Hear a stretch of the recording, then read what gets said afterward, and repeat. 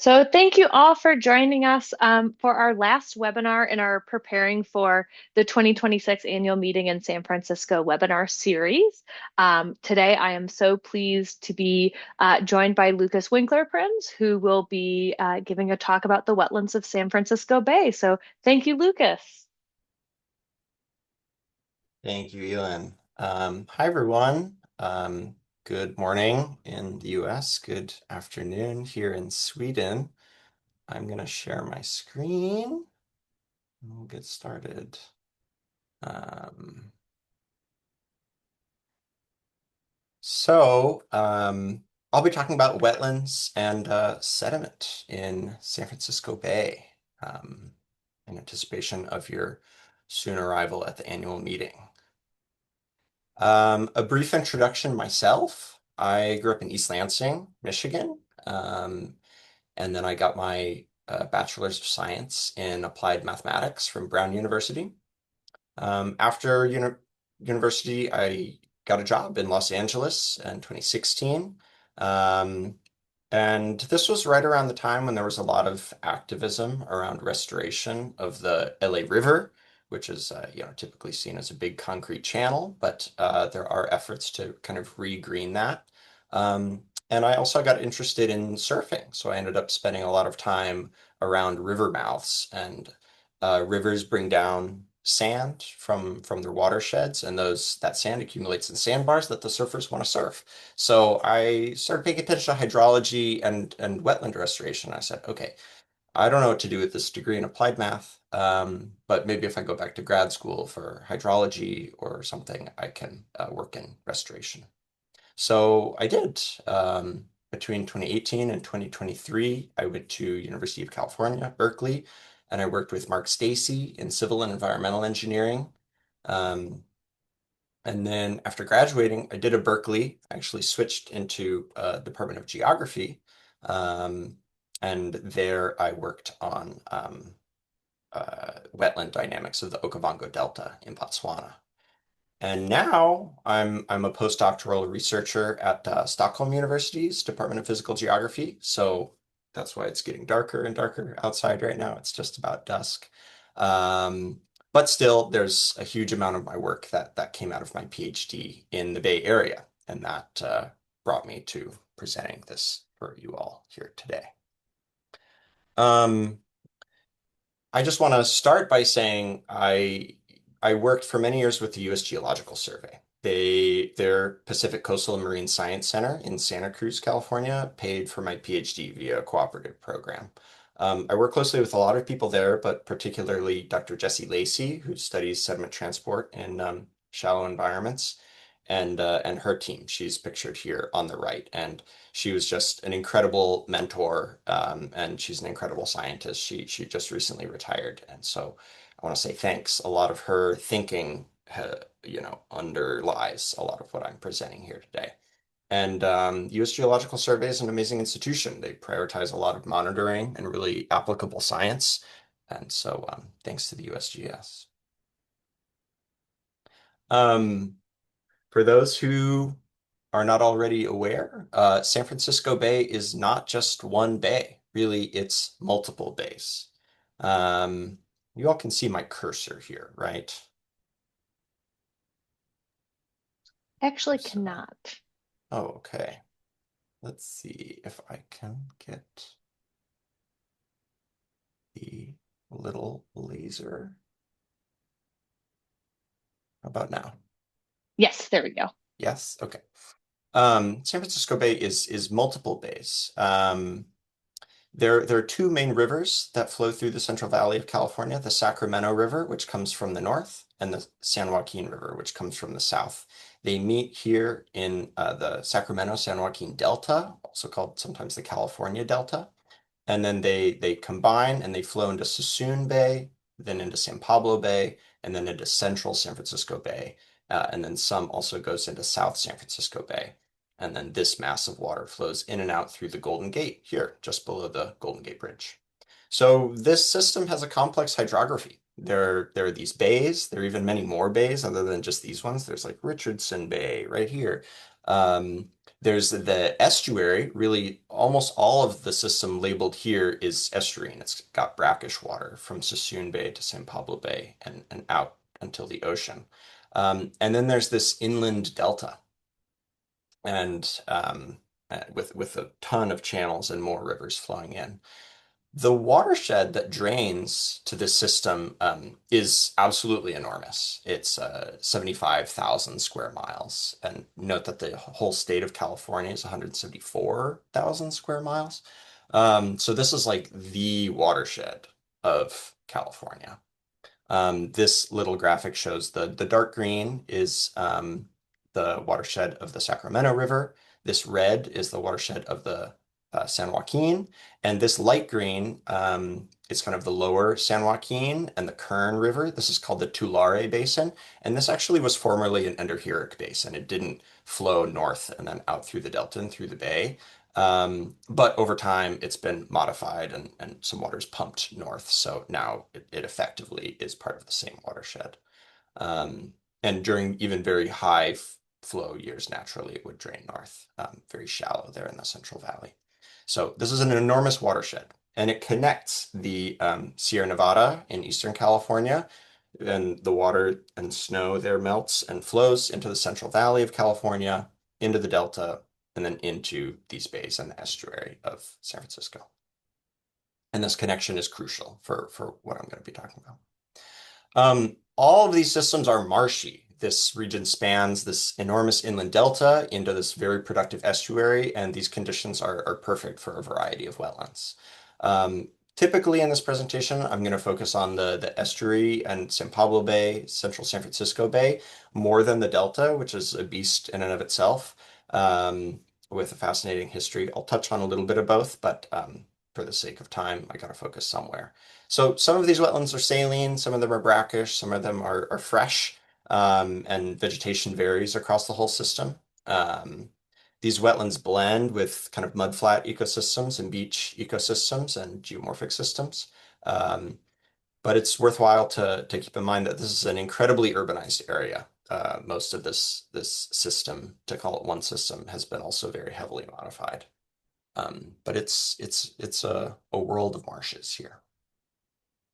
I then want to touch on the salinity. This is what defines this place as an estuary. Reports dating back to, about 100 years suggest that saline waters were kind of moving upstream into the delta. So this map I just snagged from a navigational charts website is where the delta here to the east flows through this one narrow constriction. This is called the Carquinez Strait, and it's essentially the one choke point of the whole system, and then out into San Pablo Bay here. Um, and these reports say that the salinity, any kind of saline water would basically stay here historically, and that there was enough fresh water flowing downstream to keep the saline water at bay. Um, just want to give a shout out to this really great 2010 technical report to the Contra Costa Water District. Contra Costa County is this landmass to the south of Carquinez Strait. Um, and they started characterizing that at about 1900, the salinity started moving upstream in the system. And this is largely attributed to modifications of the channels made in the California Delta. Many channels were deepened and widened for navigation and for building levees, as well as water abstraction. Quite a bit of fresh water is removed from the California Delta for use in the Central Valley in agriculture, and as well as pumped further south to Los Angeles and San Diego for private use. Um, but I'm getting ahead of myself a little bit here, as I will a couple times in this talk about kind of my main point. But I think this salinity regime is a fascinating part of the wetlands here and speaks to how much of the system is heavily impacted. The physics and the anthropogenic needs here are interwoven. So I'm going to back up because prior to all this modification, the delta, the estuary, and the bays were, inhabited by a dense collage of Miwok, Yokut, Ohlone, and other people living in these wetlands. The wetlands have been around since the last glacial maximum, and so inhabited for thousands of years. In these waters and wetlands, they found fish and harvested oysters. There were lots of uses for willows and sedges, like this basket pictured here. They did quite a bit of controlled burning to make more fertile land and kind of keep things navigable for their purposes, and more. And then, as many stories go, when Spanish arrived and colonized this area, they brought a lot of disease, death, and missionization. And then around the time that California became a state, circa 1848, there was the California Genocide, essentially hunting a lot of these indigenous people. Um, that's obviously a whole story in and of itself, but it's above my pay grade to tell it, so I'm going to focus on the sediment. Information is sparse, but it's clear that the Spanish settlement and ranching around that time seems to cause a small increase in soil erosion, as is typical, and thus sedimentation along the coastal margin. Um, and thus begins kind of the story of sediment regime change in this place. The major event in the history of sediment of San Francisco Bay is the gold rush. So famously, starting in 1849, there was a surge of people coming to the Bay Area, going from San Francisco area upstream to Sacramento and many other places in the Sierra Nevada to find fortune and make business of this surge of new people and money. Don't want to say easy money, but in search of gold.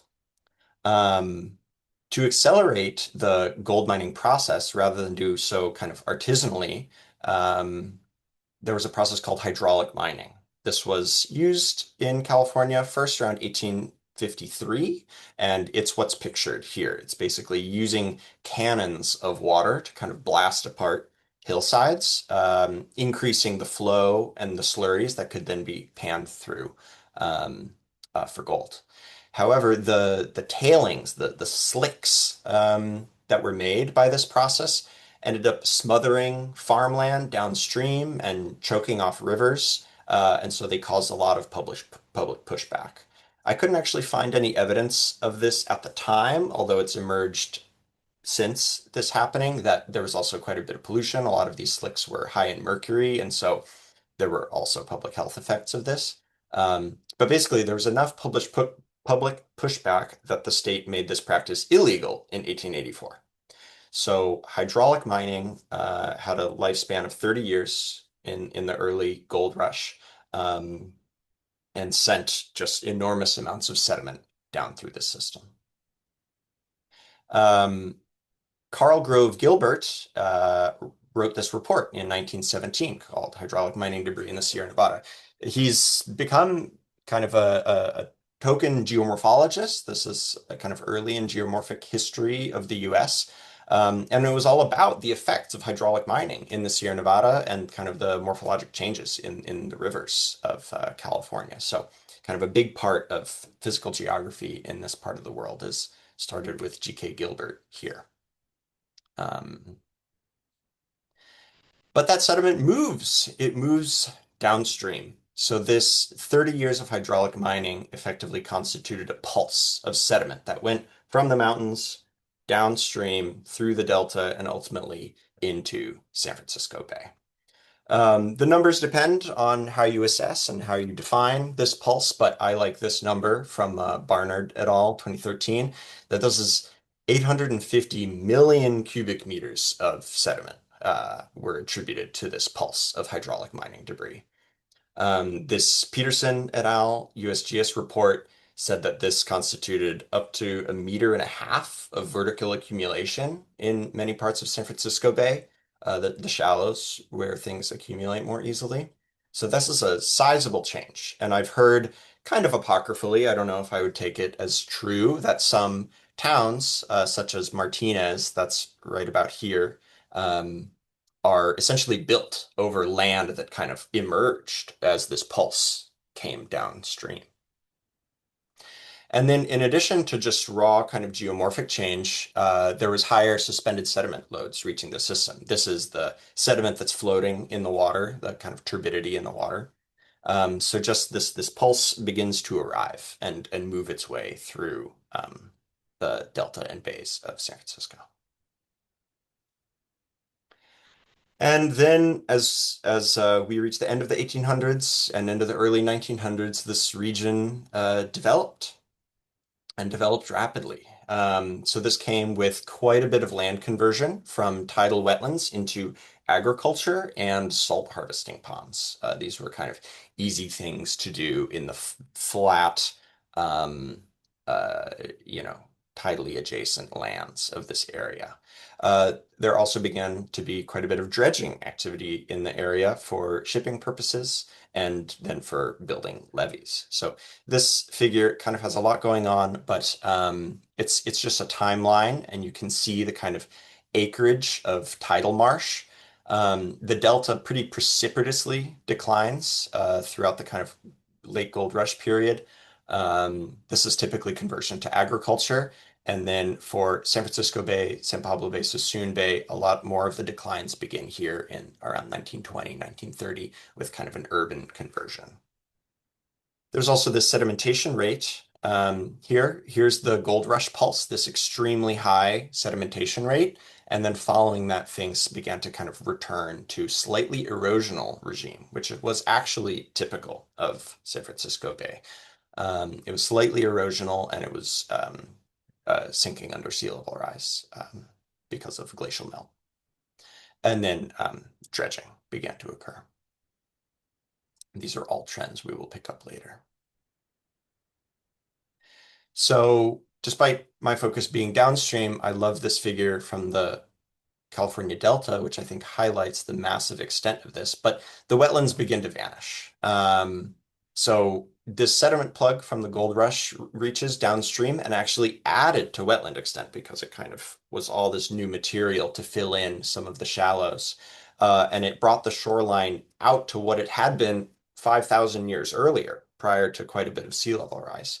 But then those wetlands were quite soon converted first to agriculture and kind of salt harvesting and things like that, and then eventually paved over. And many of these places are now office parks and parking lots and freeways and alike. So numbers vary a little bit, but we understand that probably over 90% of wetlands in the Bay Delta system have been destroyed by these processes relative to the amount prior to the gold rush. Um, as this development goes on, the idea of solid ground starts to get murky, and I think some of these narratives of sediment moving around and wetlands as stable places can be questioned. Um, there was quite a bit of sand that came downstream with the hydraulic mining debris, but uh, there was also a lot of very fine material, silty, clayey material, and peat from the delta. These were used for levees in many parts of the bay, but those levees performed poorly because that's not the right material for that. Um, Groundwater extraction in many places and the separation between channels and the wetlands in this area led to a lack of sedimentation and then subsidence of land surfaces. These kind of incredible images at the bottom show, many meters of land subsidence happening mostly in the Central Valley. This upper image, however, shows that dredged materials and trash, and sometimes even ships, people would intentionally sink their sailboats after sailing into San Francisco to find gold, and then build on top of it because it was convenient material. So many of the shallows were kind of infilled. So this is a construction site in San Francisco Bay where, boom, there's still an old boat there.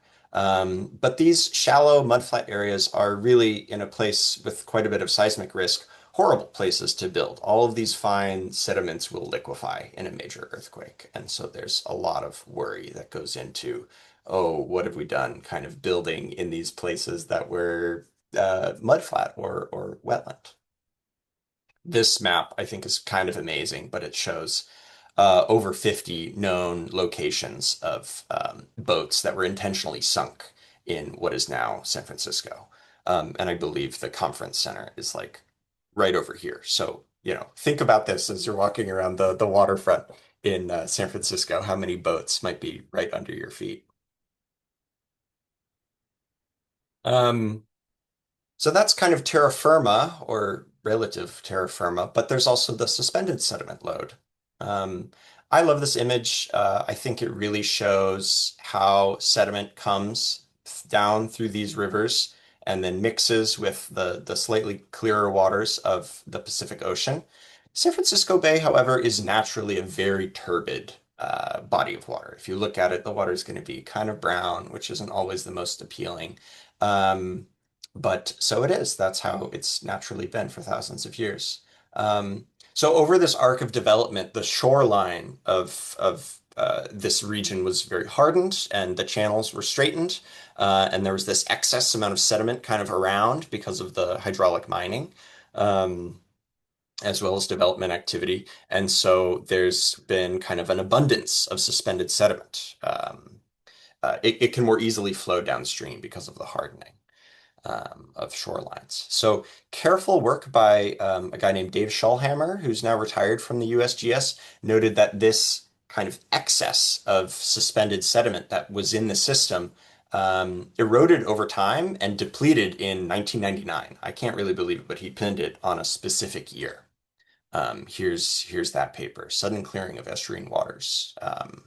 So the idea is that there was this pool of sediment that was in the system, kind of floating around, maybe very labile, temporarily staying in some places before the tide would move it again. And then, um, because of development, dams, agricultural diversions, and hardscaping of this place, the were increasingly disconnected from natural inputs of sediment. But we didn't really notice because we had this extra sediment in the system. But then that extra pool is now gone as of 1999. And if I say SSC at any point in this talk, that means suspended sediment concentration. That just means how much sediment is in the water or the turbidity. So here's kind of the plot with this main event. There's kind of a natural load of sediment supply. Here's this incredibly high excess load from the hydraulic mining.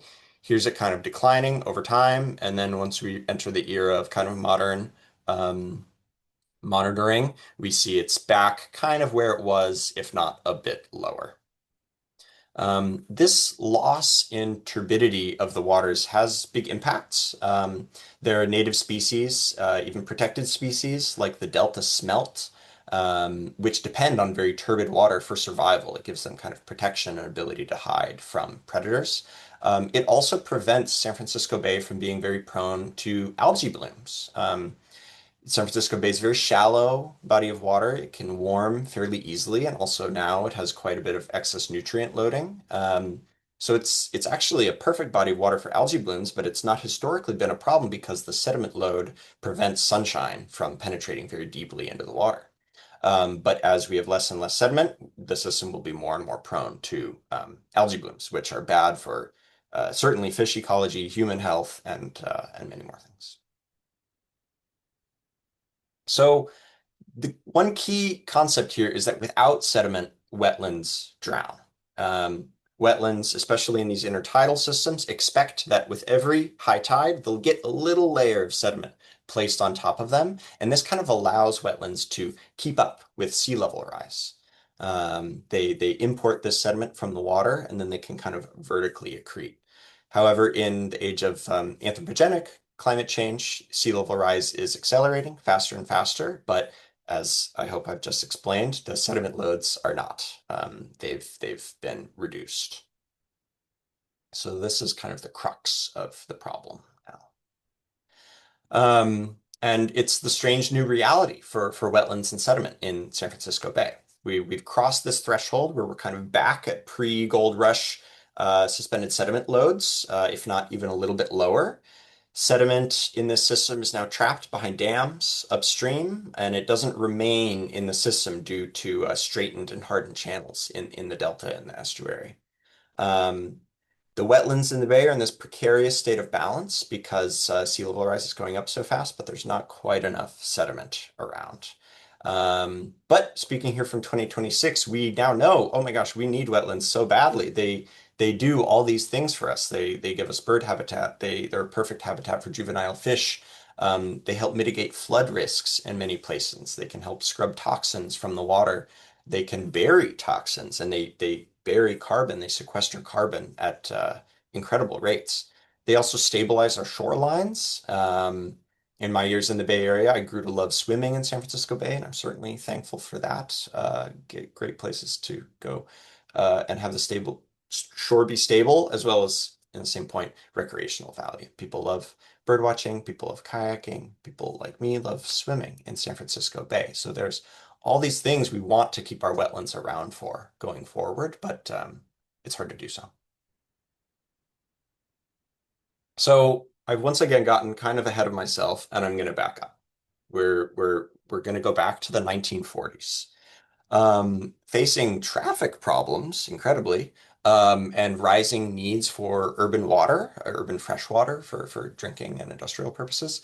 There was a plan, the Reber Plan, proposed to dam and fill enormous parts of San Francisco Bay. So there were two dams proposed. There's this barrier here, which would have effectively made everything upstream fresh, and then this central part of San Francisco Bay would still be brackish or salty, and then another barrier here separating the Central Bay from South San Francisco Bay. South San Francisco Bay doesn't quite get enough fresh water to stay purely fresh, so I don't know what the plan was there, but it was proposed. Um, and then all of these red areas would have been filled in, essentially, to make new land. Um, the scale of this plan is entirely absurd.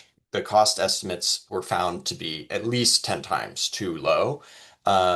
And there was really not a lot of consideration given to like what would the ecological impacts of this be? Is this physically feasible at all? Do we have enough sediment in the system? But it was proposed and people took it seriously in this kind of burgeoning urban area. Um, the Army Corps, the U.S. Army Corps of Engineers, which in the U.S. has jurisdiction over most of the navigable waters, then became more and more involved in this region. They pushed back against the Reber Plan, and they actually made a scale model of San Francisco Bay, pictured here, to simulate the physics of the system. Again, this is the 40s, like we didn't have computer models.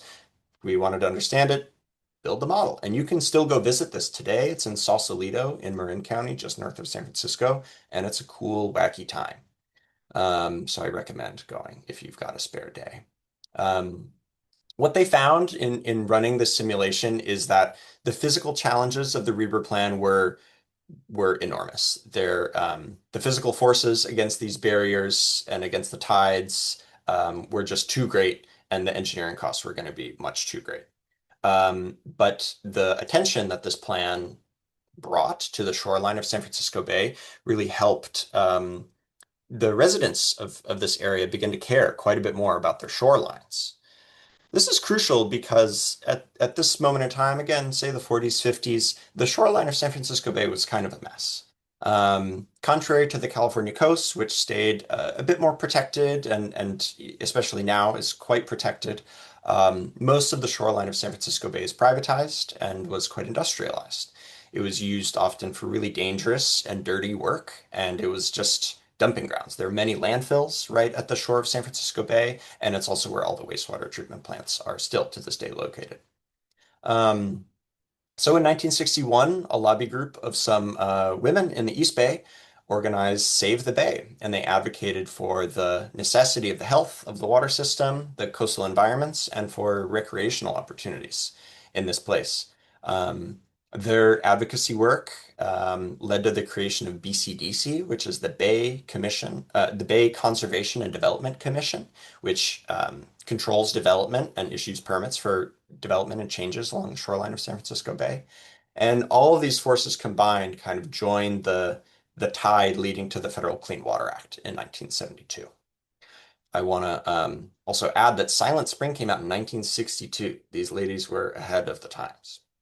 Um, the image here is part of a kind of hilarious history. This is of an exploded dynamite factory in the East Bay, the giant powder factory. I live now here in Sweden, where Alfred Nobel, the guy who made the Nobel Prize, invented dynamite. That was his why he had the money to start the prize. And he had an agreement with some of the early miners going to California for the gold rush to sell and manufacture TNT. So there are various explosive manufacturing companies in the Bay Area that emerged. And giant powder has kind of a hilarious history where they set up at a shoreline in what I believe now is Emeryville, and they would kind of go about their business for a while until the factory would catastrophically explode. And a bunch of people would die, and people living nearby would go, "Oh my gosh, like you have to move the factory." And then they would move like 5 to 10 miles away. And then they would go about their business for another decade or two, and then the factory would catastrophically explode. And that happened like 4 times. Um, so Giant is now actually the name of a town where their final factory was. And anyway, this is the kind of work that was happening on the shoreline of San Francisco Bay. It was not exactly, environmentally friendly. So this is where, to me, the arc towards coastal restoration starts to begin. The Clean Water Act passes, and thus, henceforth, in the United States, wetlands could not be destroyed or developed without creating or restoring equivalent habitat. That word equivalent is doing a lot of heavy lifting in that statement, but that's like a whole other talk. To give. So, but there was increasing awareness around pollutants in the bay, wetlands, natural capacity to kind of scrub those pollutants. And so there was more like, oh, we should actually celebrate the wetlands in the system rather than see them as great places to put our trash. Um, Already in the 60s, there was river restoration work underway, kind of interwoven with a legacy of ranching and incision and other things going on. And so the Bay Area was a nexus for early habitat restoration work. And this ended up kind of intersecting with this need for wetland restoration, for turning some of these previously industrialized sites back into wetlands. Um, and so by the mid 70s, one of the first major wetland restoration projects was underway at Muzzy Marsh. The actual work of it didn't happen until a bit later. That's what's in these photos here. But Muzzy Marsh in Marin County was seen as just a pioneering wetland restoration project with a lot of lessons learned because it was one of the first. People weren't always sure what they were doing. But anyway, um, restoration starts to happen. The return to wetlands in the Bay Area begins. And I want to return to this concept that elevation for wetlands is key. Many of the former wetlands in San Francisco Bay had sunk in elevation, literally lowered. They'd been drained of water, or they'd been intentionally lowered to use as salt harvesting ponds. But wetlands need to be at about the right elevation. They need to be at kind of the same level as the mean water level to have the correct ecology, basically. Different native species, particularly Spartina and gum plant and pickleweed, need a certain kind of wet regime and salinity regime to live happily. So with every high tide, some sediment comes in, and then these sunken areas could be seen to like kind of catch up to sea level. And this is the goal in many wetland restoration projects in San Francisco Bay. I like this image. This is from a recent paper by my former colleague Dan Nowacki, picturing a pond. This is called the Cargill Pond, Cargill, the salt company. You can see here it was actually agricultural land, and then it was kind of left to have water enter. This is in the 30s, and then it was used for salt harvesting. And then in 98 or 99, I guess, it was reconnected to the tides. And so this is a perfect case of land that was kind of hard, salt encrusted, and very low in elevation, now finally getting tidal water to come back in and bring sediment. And we can see that as of 2022, it's vegetated. It's kind of becoming a marsh again. And this is a prototypical trajectory for wetland restoration projects in San Francisco Bay. Um, that site that I just mentioned is right here. It's this little turquoise marsh here. just to the east of these words, Eden Landing. So this is interwoven with an absolutely enormous wetland restoration project, the largest on the west coast of the Americas, called the South Bay Salt Pond Restoration Project. So starting in 2003, or actually it started well before that, but by 2003, state and federal agencies had kind of collaborated to buy 15,000 acres of former salt ponds, mostly from the Cargill Salt Company, and began conversion of all of these lands into more kind of wild landscapes. Some of them, the majority of them, will become tidal salt marshes again. Some of them will actually be kept as shallow ponds because that's very good for shorebirds. And so there are many needs going into this project. But all these ponds with all their little numbers are kind of in staged to be reconnected with the tides. Some will get extra sediment added, and all of them will be restored to being wetlands on a 50-year trajectory. And this is all in South San Francisco Bay.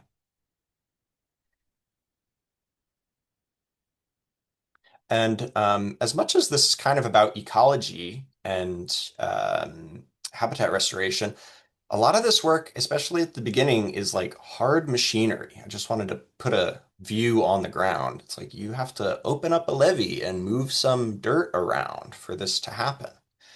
Or use a dredger. This is one of the oldest still in use dredgers. It's from the 40s, but it's still, or maybe the 50s, but it's still down there in South San Francisco Bay, pulling sediment up and moving it around to now to try to make this project work. There's an interesting thing that comes up as I've shared this work with many audiences, which is sediment. Is it good or bad? As I mentioned, San Francisco Bay is a very turbid system naturally, and so in many ways we're trying to return it to that state, although that requires interrogating. And turbid waters have historically been associated with uncleanliness. Maybe it means there's bacteria in the water, or many toxins stick to sediment in the water. Um, Even though here in San Francisco Bay, sediment is to be celebrated. It's something we need for these restoration projects, and it's something that the native ecology really needs. Um, However, just to start complicating that picture, in South San Francisco Bay, there are legacy contaminants, is particularly mercury. There's quite a bit of mercury buried beneath some of these salt ponds. Um, South San Francisco Bay has a naturally high amount of mercury just in its geology. And because of that, there was an enormous mercury mine outside San Jose, the new Almaden mine. This is why the local newspaper in San Jose is called the Mercury News. Um, and because of the history of mining, there's sediments with high mercury loads sitting under a lot of these ponds and in a lot of these tidal channels. So restoration often means remobilizing these toxins and kind of allowing fish and birds and humans to interact with them again. So there's a risk in kind of remobilizing these areas. And as a side note, these very colorful ponds, for you all flying into San Francisco in a couple of weeks, as you land at SFO, keep your eye out for these wacky colored ponds. They're often green, pinks, reds, oranges, and they're those funny colors because of the bacteria and shrimp that really like those high salinity conditions. But it's those ponds that are slated to be returned to being tidal marshes, which just look kind of brown because they're covered in sediment. Part two of this is that mercury is not the only toxin we're worried about here. Bay Area is very urbanized. It has the sediments in the Bay Area have high levels of PCBs, PAHs, those are aromatic hydrocarbons, PFAS, PFOA, those are kind of emerging, forever chemicals of interest. DDT, I mean, this is all downstream of one of the most intensively agricultural places on Earth. Plastics, microplastics, and other pesticides, and many other heavy metals. The waters here are not exactly the cleanest. And to add an even wackier part to this story, there are a few locations in San Francisco Bay where ships that were involved in nuclear bomb testing out in like Bikini Atoll returned and were decommissioned, and those ships were kind of radioactive. And so they've been dropping paint and debris into San Francisco Bay for decades. There were also some just kind of nuclear training routines done in San Francisco Bay, particularly at Hunters Point and Treasure Island. So some of these sediments are also radioactive. I actually haven't seen so much about how those sediments are remobilized. Those may be staying quite a bit where they are, but I think there's work to be done there.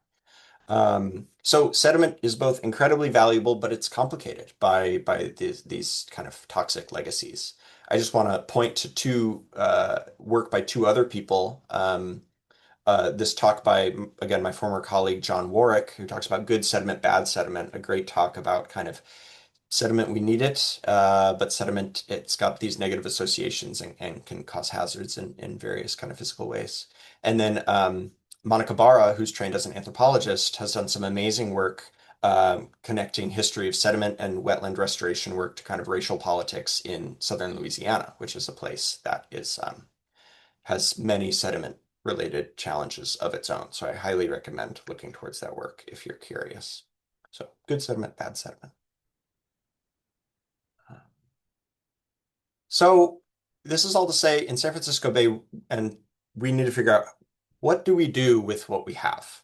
We have a sediment shortage relative to how much restoration work needs to be done.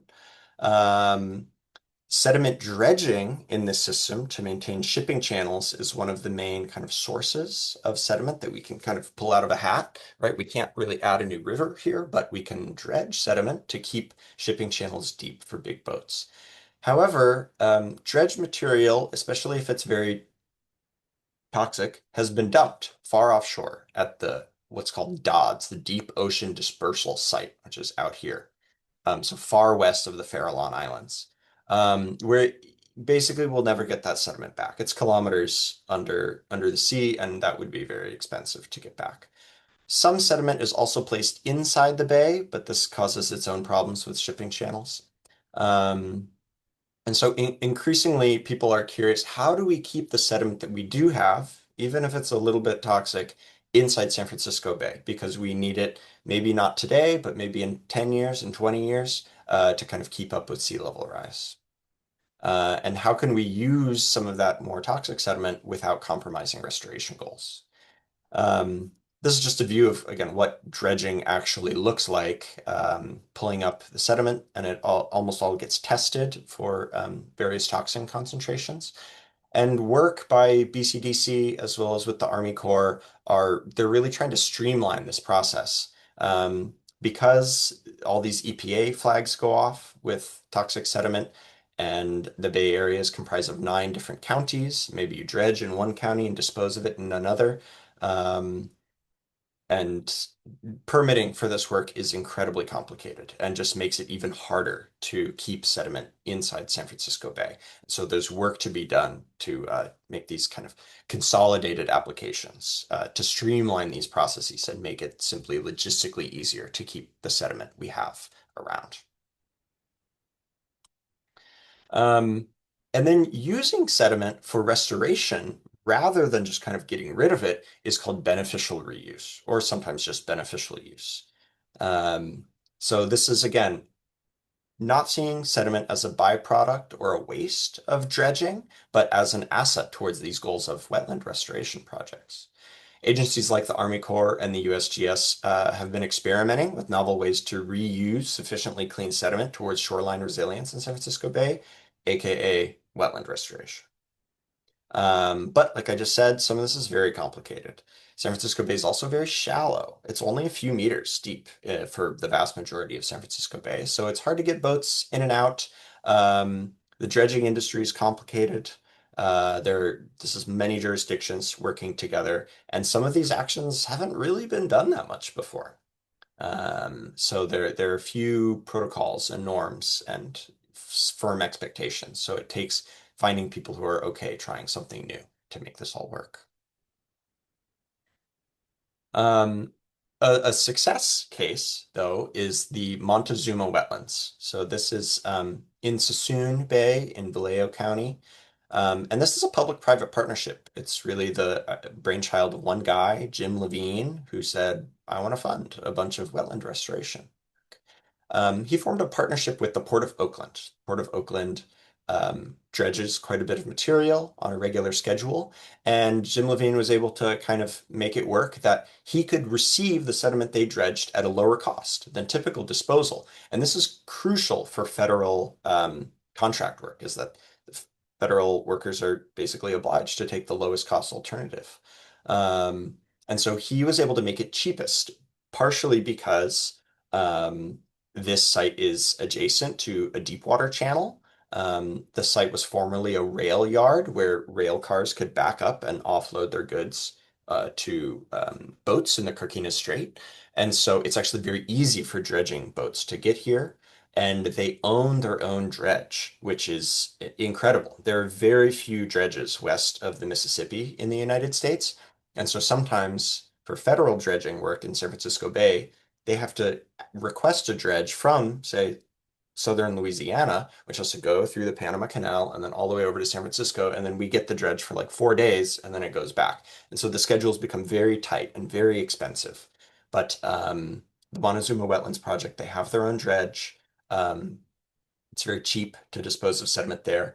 And they're additionally the only site in San Francisco Bay that's been permitted to accept slightly more dirty sediment by various kind of heavy metal and toxin checks.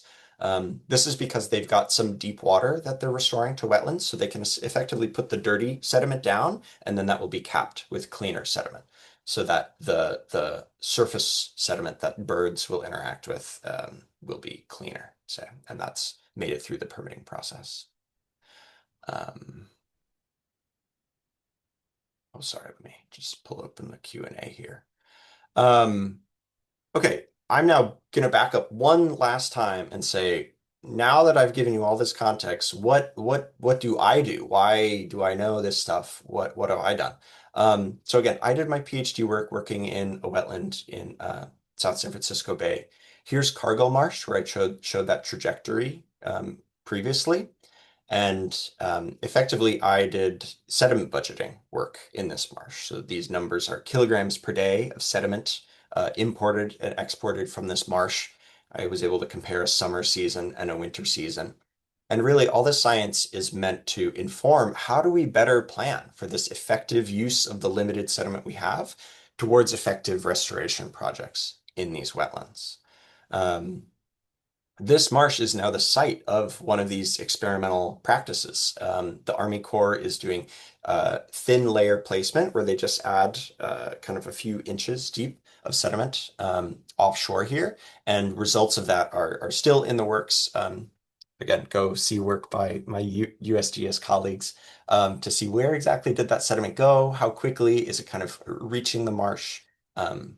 As it does by the natural forces of the tides and the winds. Um, and now, oh yeah, here's what fieldwork looks like, which I miss desperately because now my current postdoc is much more a desk job, although I hope to do some fieldwork later. Now I'm still quantifying sediment capture, but in a large wetland complex in Colombia, the country, the La Mojana. And I'm trying to see how does sediment deposit itself in this kind of complex of floodplain lakes and river channels from remote sensing. And I'll be uniting that to some core data. So still thinking intensively about sediment capture by wetlands and the way these things are interwoven. Um, but that hopefully explains my qualifications. So to summarize here, looks like I got my timing right. I just want to say the histories of sediment supply and wetlands in San Francisco Bay are really interwoven, and they're heavily impacted by settlement and use patterns in not only the system of San Francisco Bay, but the Bay Delta and effectively the entire state of California because of the watershed of Sacramento-San Joaquin. Um, San Francisco Bay is now operating under a relative sediment deficit, and we are seeking novel kind of physical and legislative ways to keep our wetlands healthy and with sufficient sediment around. there's kind of a long coming conceptual shift that's happened here from seeing sediment as kind of this nuisance, which was even happening with hydraulic mining, to seeing it as a critical asset that we need to keep around and plan with carefully. And this graphic is from Brett Milligan, professor at UC Davis, who wrote this article in Places magazine called Accelerated and Decelerated Landscapes, which I highly recommend reading. If you're curious to hear more of this, he also contributed to this book, which is awesome, about dredging, not only in San Francisco Bay, but um, in the US and with a bit of a global perspective as well. So great work on sediment and dredging. And as kind of a final slide, I'm going to leave you with a few recommendations of what you should do in San Francisco when you're there if you want to keep thinking about these things. Um, Crissy Field in the Presidio are some very recently restored wetlands with beautiful views of the Golden Gate Bridge. So this is a beach with a little lagoon behind it, and then wetlands around that lagoon, and it's a great place to kind of see what these ecosystems look like here. Heron's Head Park at the southeast corner of San Francisco is a relatively new city park. They have a center for ecology there, but it's in a very post-industrial neighborhood. That's undergoing a lot of rapid change. And so I think it's interesting to see those dynamics on full display. But it's a site where they've been interested in oyster reef restoration, which is like, again, I could give another talk about oysters in San Francisco Bay, which are a little interwoven with the wetlands. And then if you want to see the western side, the Pacific side of San Francisco, I recommend going to Ocean Beach, San Francisco, OBSF. This is in contrast to Ocean Beach, San Diego. Um, Here in my talk, I mostly focused on fine sediment, mud, silt, clay, but there's also coarse sediment management, beaches and cobbles. And Ocean Beach, San Francisco, is suffering from erosion at its south end, here at the Crossroads Sloat. And if you go there, you'll see a construction site and quite a bit of management and planning actions that they're taking to try to address this. But I love Ocean Beach. I think it's a beautiful windswept beach.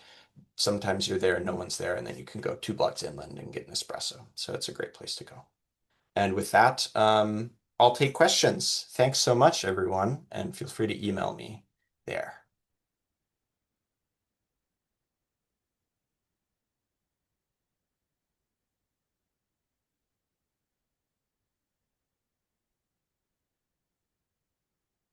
All right, I've got one question here, but feel free to use the Q&A to ask more. So this question is, in plant and river restoration projects, there's often pushback arguing that disturbing the status quo is worse than trying to intervene and restore. A notable example in SF is Mount Sutro restoration, which ran up against people who said removal of introduced species wasn't worth the disruption. Does the Bay coastal restoration encounter any pressure to leave well enough alone? Yes, it does. And of course, it gets complicated. Let's there are many shorelines in San Francisco Bay that are doing just fine. The wetlands are keeping up with relative sea level rise, and maybe even the marshes are expanding. And this may be happening by totally natural processes or somewhat modified processes due to, say, modification of a harbor inlet or something. But then there are also many places in San Francisco Bay where the wetlands are clearly eroding and vanishing. And so I think typically this just takes really careful site selection to know that, okay, is this actually the place we need to invest attention? And like I said, a lot of these kind of fresh things like thin layer placement, these are new techniques. They've been applied successfully a little bit in the Gulf Coast and East Coast, but almost never on the West Coast here. So they're experimental, and we will probably need to endure some failures. There's also an interesting history here of Spartina, which is a cordgrass. There's a native Spartina alterniflora, and then an invasive Spartina from the Atlantic coast, and they've hybridized, and those hybrids tend to kind of displace the native Spartina, and they grow at slightly different elevations in the tidal wetlands.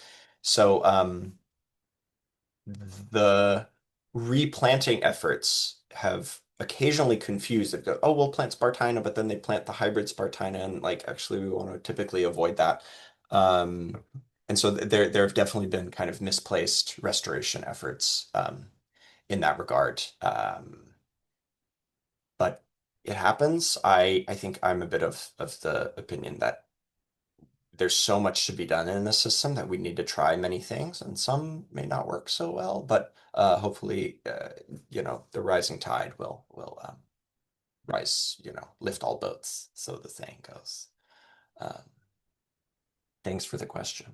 Okay, I got another question.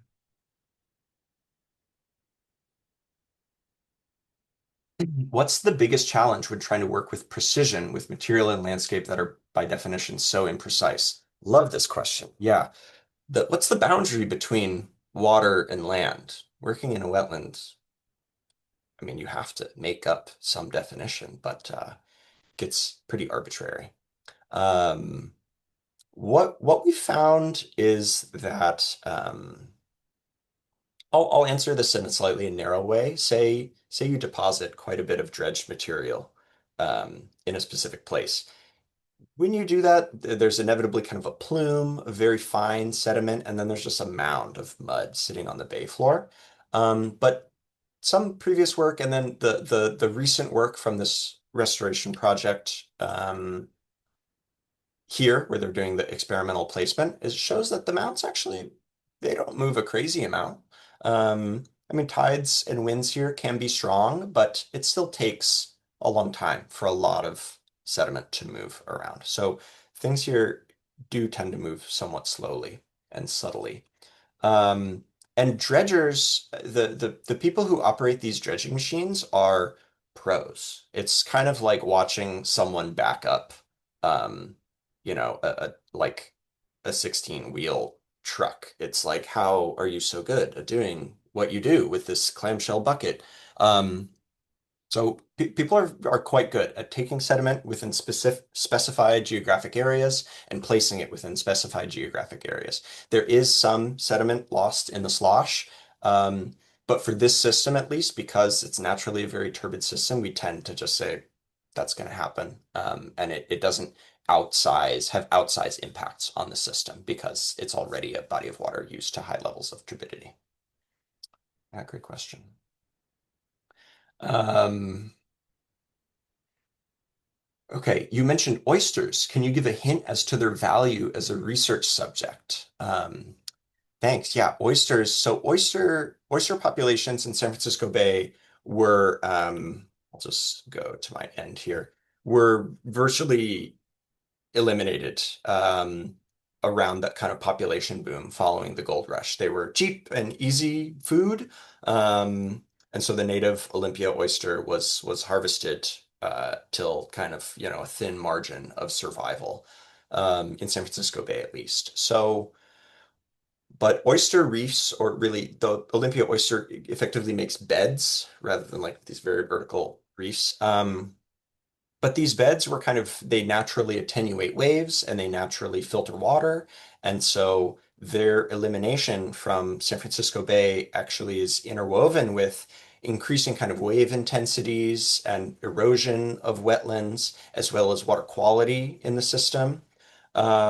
But I mean, look, I think in 1870, most people were like, these oysters are great. We got to just sell as many of them as possible. No one was really doing very detailed studies of where were the oyster beds, like how many were there. Um, and so data from kind of gold rush era on oyster populations are very few and far in between. However, there are legacies left by the oyster shells. We find shell debris all over the place, and some of the kind of most striking indigenous sites in San Francisco Bay are shell mounds, shell middens, of kind of massive oyster harvest where people would throw the shells. Um, so the oyster history, basically it's patchy. I think it's interesting because the history is a little bit hard to kind of reconstruct. And I've really seen almost no work trying to connect the destruction of the oyster population in San Francisco Bay to other physical properties going on here. So I would love to see that. And there's an amazing or nonprofit organization called the Wild Oyster Project working in San Francisco Bay to try to reintroduce the Olympia oyster at locations where they think they could be happy and healthy there. So I recommend checking out their work. Um, okay, we are right at the hour. Okay, the next question is, can you talk about how indigenous groups are consulted or involved in the restoration projects you were talking about? Um, I cannot. I actually don't know the answer to that question. Uh, yeah, indigenous groups in the Bay Area are tragically very sparse because of the genocide, but they're around.